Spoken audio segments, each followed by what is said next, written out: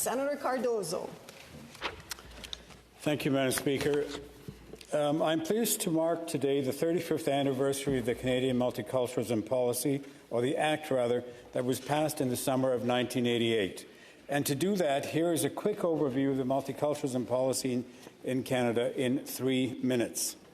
When the Royal Commission on Bilingualism and Biculturalism reported in 1969, they recommended a bilingualism policy and that the contribution of the other ethnic groups needed to be addressed.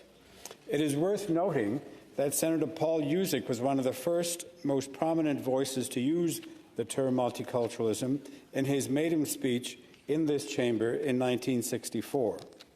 So, in response to the By and By Commission report, Prime Minister Pierre Trudeau announced the multiculturalism policy in October 1971, the first of its kind in the world. It was designed to create a policy of multiculturalism in a bilingual framework.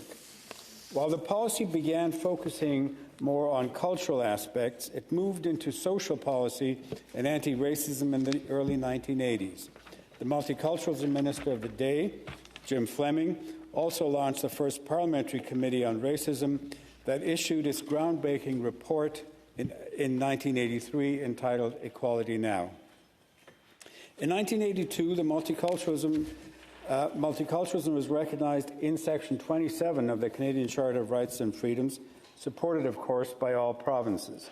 And it is noteworthy that other clauses recognize key relevant issues such as equality, affirmative action, and freedom of religion.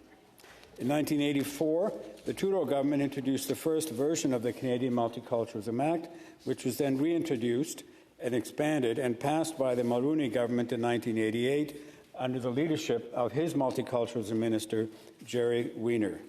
It passed unanimously in both houses, in the Commons and the Senate, in July of 1988. Just a note here that Parliament does have the ability to sit in July when necessary, as we approach July.